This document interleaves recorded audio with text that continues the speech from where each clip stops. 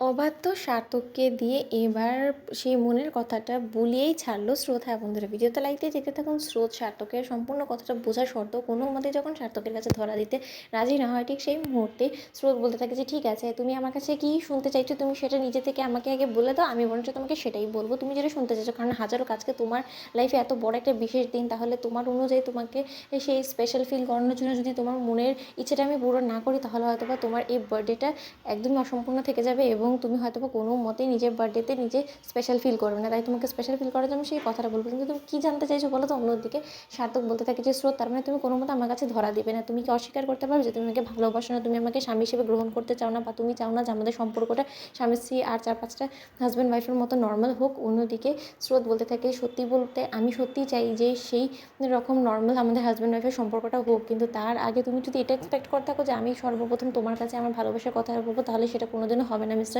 সার্থক। তুমি যতই জোর খাটাও না কেন, আমি কোনো মতে তোমার প্রতি দুর্বল হয়ে তোমার কাছে আমি আত্মসমর্পণ করবো না।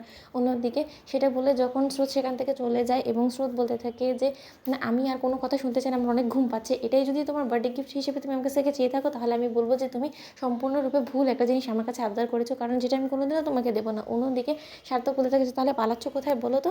অন্যদিকে সার্থক বলতে থাকে আর যদি আমি প্রথমে তোমার কাছে এগিয়ে এসে আমার মনের কথাটা বলি, তাহলে তুমি আমার কাছে ধরা দিবে তো?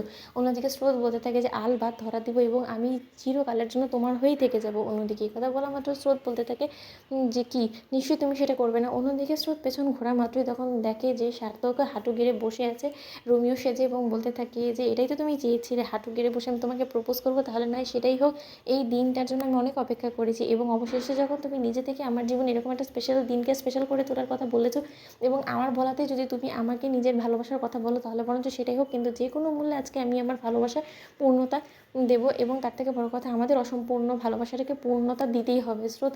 কারণ আমি কোনো মতেই চাই না তোমাকে হারাতে। তোমার মতন একজন জীবনসঙ্গী আমি অনেক ভাগ্যক্রমে পেয়েছি এবং আগে আমি বুঝতে পারিনি ঠিকই, কিন্তু যতই মাস গড়িয়েছে ততই আমি বুঝতে পেরেছি আমার ভুলটা এখন আমি সংশোধন করতে চাই।